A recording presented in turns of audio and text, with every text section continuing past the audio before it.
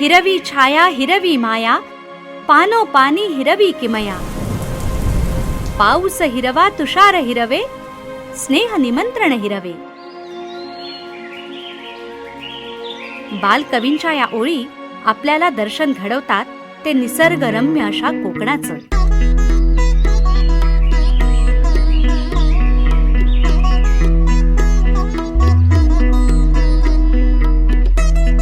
उंचच उंच सह्याद्री आणि अथांग अरबी समुद्राच्या कुशीत वसलेली चिंचोळी पट्टी म्हणजे कोकण. आंबा, फणस आणि काजूच्या बागांनी समृद्ध सांस्कृतिक, ऐतिहासिक आणि धार्मिक वारशासोबतच अनेक नररत्नांची खाण म्हणूनही कोकण प्रसिद्ध. अनेक क्रांतिकारक स्वातंत्र्य सेनानींना बळ देत कोकणच्या भूमीला समृद्ध केलं. कोकणच्या या भूमीतला एक महत्त्वाचा जिल्हा म्हणून रायगडचा उल्लेख आहे.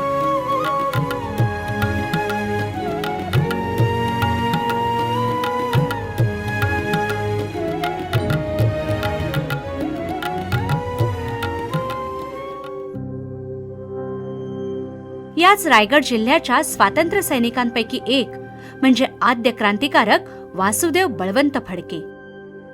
रायगडच्या शिरढोण गावात जन्मलेल्या वासुदेव बळवंत फडके यांचा लहानपणापासूनच व्यायाम, शरीर सौष्ठवाकडे ओढा. म्हणूनच रीतसर कुस्ती, घोडेस्वारी आणि तलवारबाजीचं प्रशिक्षण घेतलं. आपल्या कुशाग्र बुद्धिचातुर्याची चुणूक त्यांनी आपल्या शाळकरी वयातच दाखवली. माध्यमिक शिक्षण संपल्यावर ते पुण्याला आले. पुण्यात राहून इंग्रज सरकारच्या सैन्य लेखा सेवेत भरती झाले. पुण्यातच मग त्यांनी महाराष्ट्र एज्युकेशन सोसायटीची, ऐक्यवर्धिनी संस्थेची आणि 1874 मध्ये पुणे नेटिव्ह इन्स्टिट्यूशन या स्वदेशी शिक्षण देणाऱ्या शाळेचीही सुरुवात केली. पुढे नोकरी करत असताना आपल्या अंथरुणाला खेळलेल्या मरणासन्न आईला भेटण्यासाठी फडक्यांनी रजा मागितली. त्यांना रजा मिळून ते घरी जाईस्तोवर आईचा स्वर्गवास झाला होता. संतप्त फडके यांनी इथूनच ब्रिटिशांच्या धोरणाविरोधात आवाज बुलंद करण्यास सुरुवात केली. त्यानंतर फडक्यांनी मागासलेल्या जातीतील तरुणांना एकत्र करून त्यांना शस्त्रास्त्राचं प्रशिक्षण देत इंग्रजांविरुद्ध अनेकदा युद्धही केलं. त्यानंतर थेट पुण्यावर चाल करत त्यांनी इंग्रजांना जेरीस आणलं. भारतातील हा पहिला सशस्त्र उठाव चिरडण्यासाठी इंग्रजांनी चंग बांधला. या लढाईनंतर ते मदत आणण्यासाठी हैदराबाद संस्थानात गेले. तिथेही इंग्रजांनी त्यांचा पिच्छा पुरवला. 23 जुलै 1879 मध्ये विजापूर जवळील देवर नावडगी या गावात झोपेत असताना त्यांना अटक करण्यात आली. अनेक प्रयत्नानंतरही त्यांना फाशीची शिक्षा न देता आजीवन कारावास आणि तडीपार करण्याची शिक्षा झाली.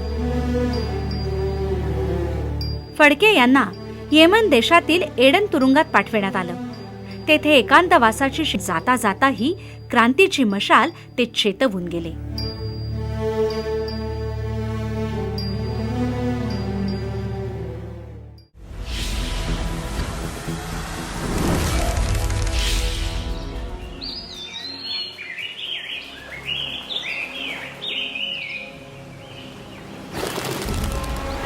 याच कोकणच्या रत्नागिरीतील एक बहुमोल हिरा म्हणजे लोकमान्य बाळ गंगाधर टिळक.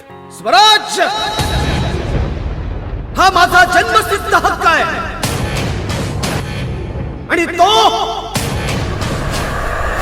मी मिळवणारच, अशी गर्जना करणारे लोकमान्य बाळ गंगाधर टिळक सगळ्यांच्याच कायम स्मरणात आहेत.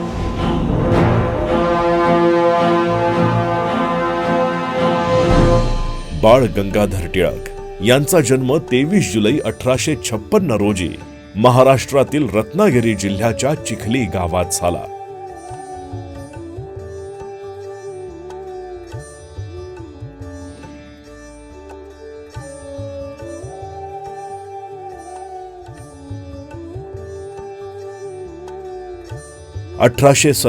मध्ये गणित विषयात प्रथम श्रेणीत पदवी घेत 1879 मध्ये LLB पदवी प्राप्त केली. तरुण वयात असल्यापासूनच इंग्रजांविरुद्ध त्यांनी आवाज उठवला होता. याच काळात विष्णू शास्त्री चिपळूणकर, गोपाळ आगरकर आणि महादेव बल्लाळ नामजोशी या मित्रांच्या सहाय्यानं न्यू इंग्लिश स्कूलची स्थापना केली. शाळेच्या यशानंतर 1884 साली नव्या शिक्षण प्रणालीसह डेक्कन एज्युकेशन सोसायटीची आणि फर्ग्युसन कॉलेजचीही स्थापना केली.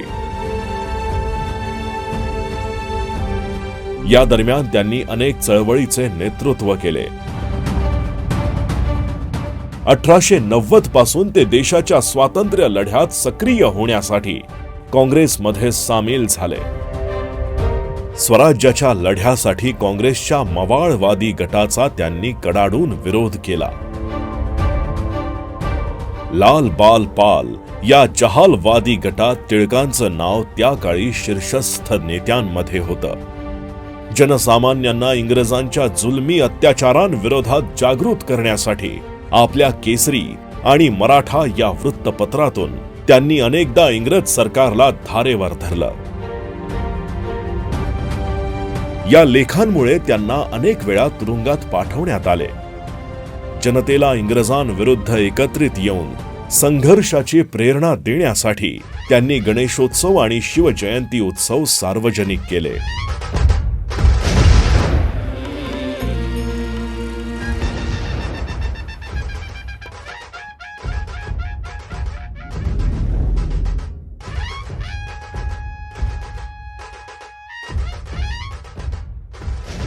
स्वातंत्र्य चळवळीत अनेक जण टिळकांमुळे ब्रिटिशांविरोधात प्रेरित होऊन कार्य करू लागले. त्यामुळे ब्रिटिश अधिकाऱ्यांनी त्यांना भारतीय असंतोषाचे जनक म्हटले. त्यांचे लोकहितकारी आणि स्वातंत्र्यासाठी केलेल्या कार्यामुळे त्यांना जनतेनं लोकमान्य ही पदवी बहाल केली.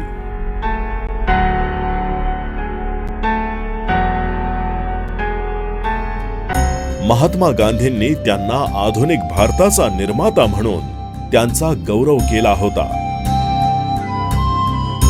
इंग्रजांविरुद्ध जनतेमध्ये प्रक्षोभक मत मांडणे आणि चाफेकर बंधूंकरवी रँडच्या हत्येमध्ये हात असल्याचा आरोप ठेवत त्यांना ब्रह्मदेशाच्या मंडाले तुरुंगात 6 वर्षाच्या सश्रम कारावासाची शिक्षा भोगावी लागली. त्यानंतर त्यांनी परत आल्यावर स्वातंत्र्याच्या चळवळीत पुन्हा सक्रिय होत काम केलं आणि 1 ऑगस्ट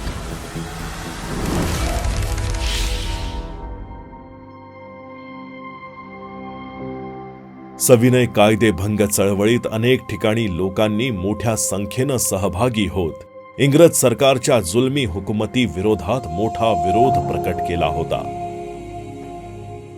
यात अनेकांनी वेगवेगळ्या क्षेत्रातून सहभागी होत इंग्रजांविरुद्ध आवाज बुलंद केला होता. रत्नागिरीतील असेच एक स्वातंत्र्य सेनानी होते, दत्ताराम भाऊ कोयंडे. यांनी सुद्धा सविनय कायदेभंग चळवळीत सहभागी होत आपली भूमिका बजावली होती.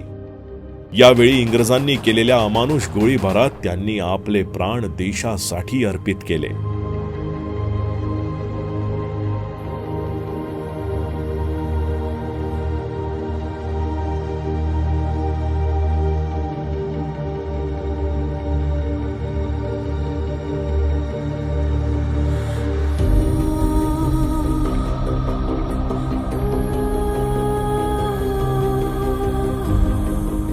हुतात्मा भाऊ कोयंडे यांना प्रचंड व्यायामाची आवड होती आणि त्या व्यायामामध्ये ते भरपूर प्रमाणात व्यायाम करायचे आणि त्यामुळे त्यांची आवड बघून आम्ही हुतात्मा स्मारक येते, हुतात्मा दत्ताराम भाऊ कोयंडे स्मारक आचरा येते व्यायामशाळा त्रिनेत्र मित्रमंडळ आचरा यांच्या वतीने आम्ही व्यायामशाळा चालू केली. त्याचप्रमाणे ते मिठाच्या सत्याग्रहामध्ये 1930 साली जो मिठाचा सत्याग्रह झाला गांधीजींच्या काळात, त्यावेळी ते पहिले मोहरे म्हणून त्यांचा मान आहे.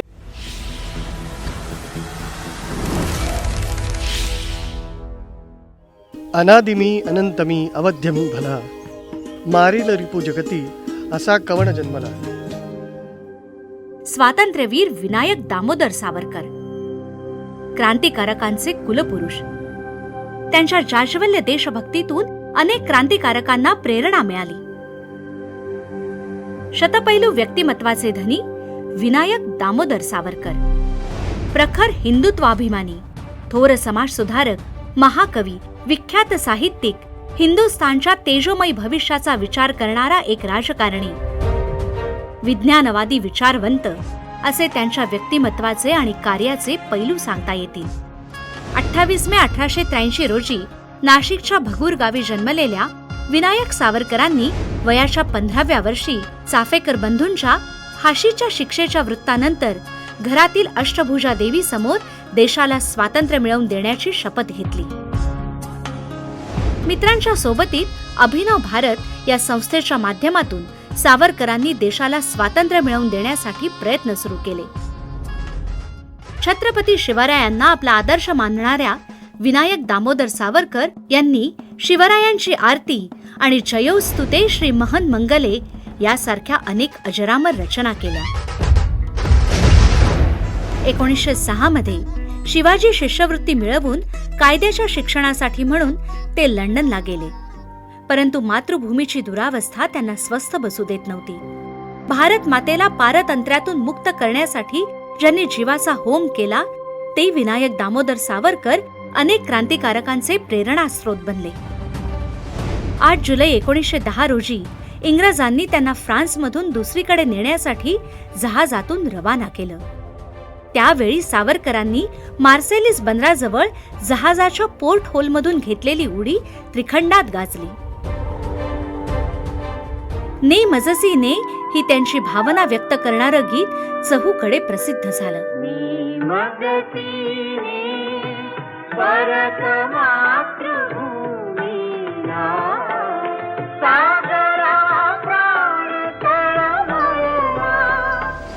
त्यानंतर सावरकरांवर खटला चालवून त्यांना सलग 2 वेळा जन्मठेपेची शिक्षा. साहित्य निर्मिती असो की अंदमानच्या सेल्युलर जेलमध्ये 5 वेळा केलेला संप असो, आपल्या ओतप्रोत प्रखर राष्ट्रभक्तीच्या कृतीतून त्यांनी इंग्रजी साम्राज्याला नेहमीच जबरदस्त हादरे दिले. देशाच्या स्वातंत्र्यप्राप्तीनंतरही त्यांनी समाजातील अंधश्रद्धा, विषमता, जातीपातीच्या भिंती संपवण्यासाठी सतत प्रयत्न केले.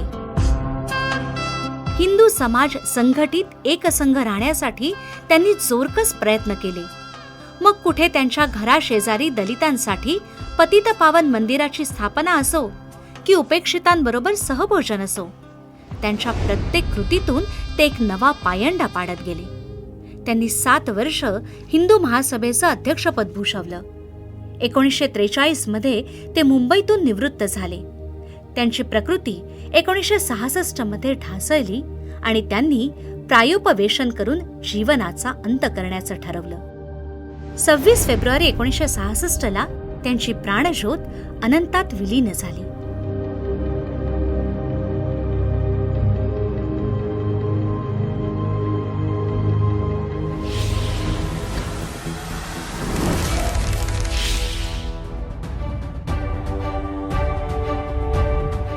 स्वातंत्र्याच्या या यज्ञात प्रत्येक गाव पाड्यातील लोक उत्स्फूर्तपणे सहभागी होत आपली आहुती समर्पित करत होते.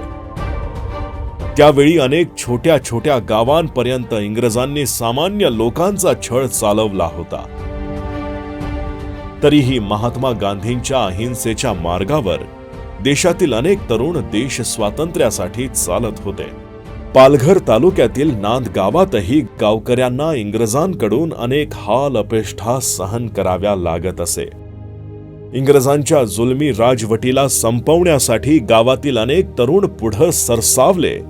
त्यातही एक म्हणजे गोविंद गणेश ठाकूर.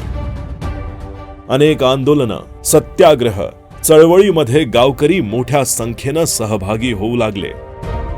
14 ऑगस्टला अशाच प्रकारे गोविंद गणेश ठाकूर यांच्या नेतृत्वात संपूर्ण गावकरी मोर्चा घेऊन मामलेदार कचेरीकडे चालले होते. यावेळी या मोर्चावर इंग्रजांकडून गोळीबार करण्यात आला. एक गोळी गोविंद गणेश ठाकूर यांना लागली आणि ते धारातीर्थी पडले.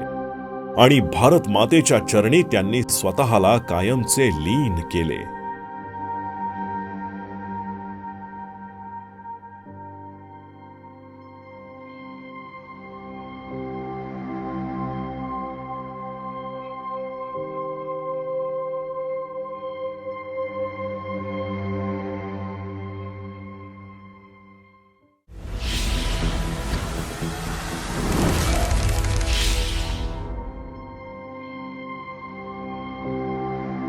गावोगावी इंग्रजांचा जुलमी अत्याचार वाढतच चालला होता.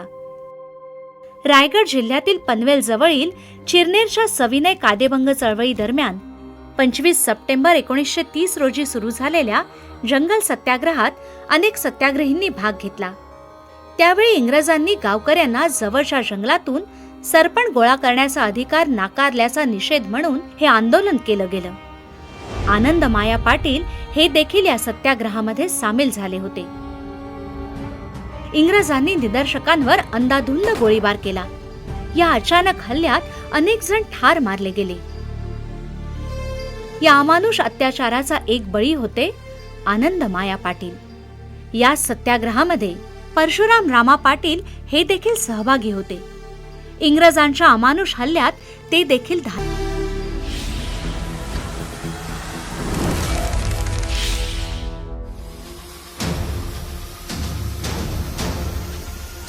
स्वातंत्र्य युद्धात लहानांपासून मोठ्यांपर्यंत अनेकांनीच आपल्या जीवाचा होम केला होता. वयाच्या 20व्या वर्षी भारत मातेसाठी आपल्या प्राणाची आहुती देणारे क्रांतिकारक म्हणून रामाबामा कोळी यांची ओळख आहे. 1910 मध्ये रायगडमध्ये जन्मलेल्या रामाबामा कोळी चिरनेर गावात सविनय कायदेभंगाच्या आंदोलनात सहभागी झाले होते. इंग्रजांनी अचानक केलेल्या गोळीबारात रामाबाबा कोळी यांना गोळी लागली आणि त्यांनी स्वातंत्र्य यज्ञात आपल्या प्राणांची आहुती दिली.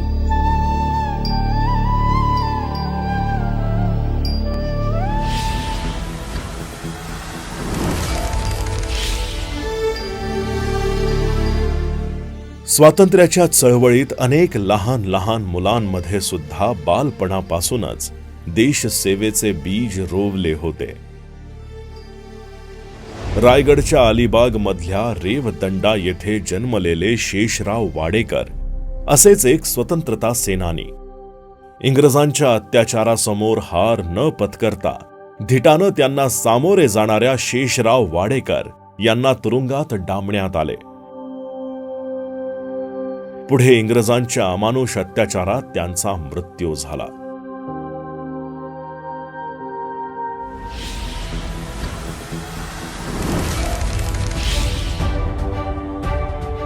देशाच्या स्वातंत्र्य लढ्यात अनेक आंदोलनं झाली. त्यातील भारत छोडो आंदोलन म्हणजे सर्वात मोठं आंदोलन. महात्मा गांधीजींच्या आवाहनानंतर अनेकांनी या आंदोलनात उडी घेतली. याच आंदोलनात महाड येथून कमलाकर विठ्ठल दांडेकर यांनी सक्रिय सहभाग घेतला होता. आपल्या काही मित्रांबरोबर त्यांनी महाड येथील पोस्ट ऑफिसवर 10 सप्टेंबरला हल्ला केला. तेव्हा इंग्रजांनी अचानक केलेल्या गोळीबारात त्यांचा जागीच मृत्यू झाला. देशसेवेसाठी हौतात्म्य पत्करण्यासाठी ही वेगळीच धडाडी लागते, त्याचं हे प्रतीक होतं.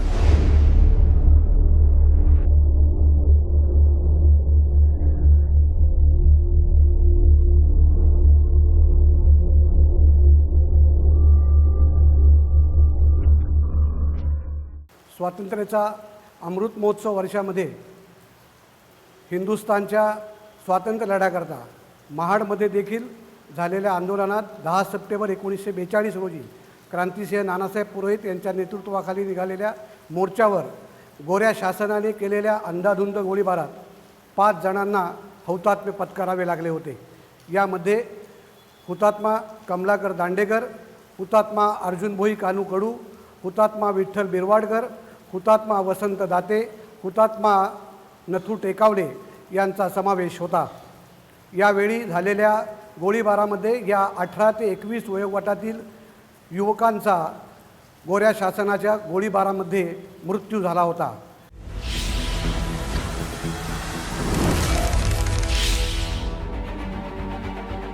महाड येथील अर्जुन कानूभाई, सर्वसाधारण घरात जन्मलेले गावातील काही लोकांसोबत जंगलात सरपण गोळा करण्यासाठी गेले असता त्यांना इंग्रज शिपायांकडून थांबवण्यात आले.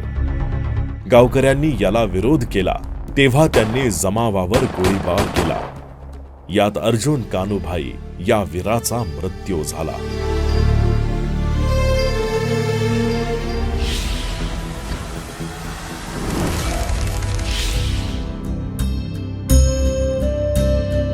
देशाला स्वातंत्र्य मिळवून देणं एवढंच काय ते प्रत्येकाला माहिती होतं. या स्वातंत्र्यासाठी अनेकांनी विविध अंगानं आंदोलनं, सत्याग्रह यात सहभाग घेतला होता. कुलाबा हवेली येथील वसंत दाते पुण्याला शिक्षणासाठी गेले आणि भारत छोडो आंदोलनात सक्रिय सहभाग घेतला. आपल्या काही मित्रांबरोबर त्यांनी महाड येथील मामलेदार कचेरीवर 10 सप्टेंबरला हल्ला केला. तेव्हा इंग्रजांनी केलेल्या गोळीबारात ते गतप्राण झाले.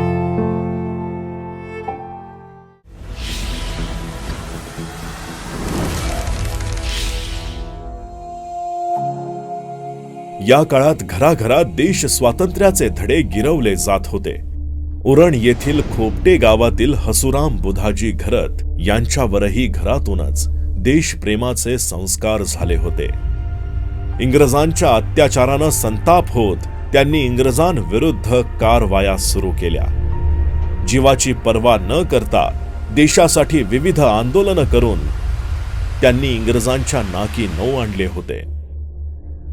एका आंदोलनानंतर त्यांना अटक झाली आणि अटकेनंतर करण्यात आलेल्या छळामुळे त्यांनी आपल्या प्राणांची आहुती दिली.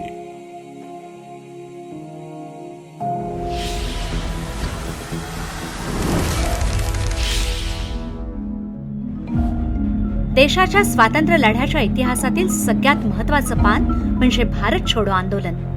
या आंदोलनात गांधीजींनी इंग्रजांना निर्वाणीचा इशारा दिला आणि सगळ्या भारतीयांना या आंदोलनात सक्रिय सहभाग घेण्याचं आवाहन केलं.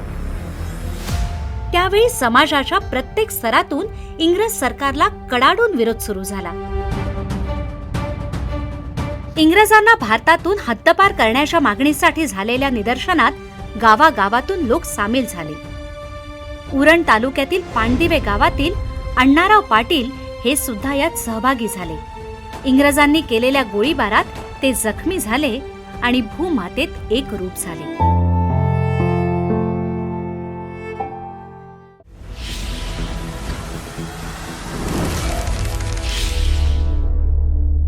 याच मालेत मालवण येथील प्रभाकर रेगे हे सुद्धा होते. भारत छोडो आंदोलनात सक्रिय सहभाग घेत इंग्रजांविरोधी कारवाया दरम्यान झालेल्या गोळीबारात त्यांना आपल्या प्राणाची आहुती द्यावी लागली.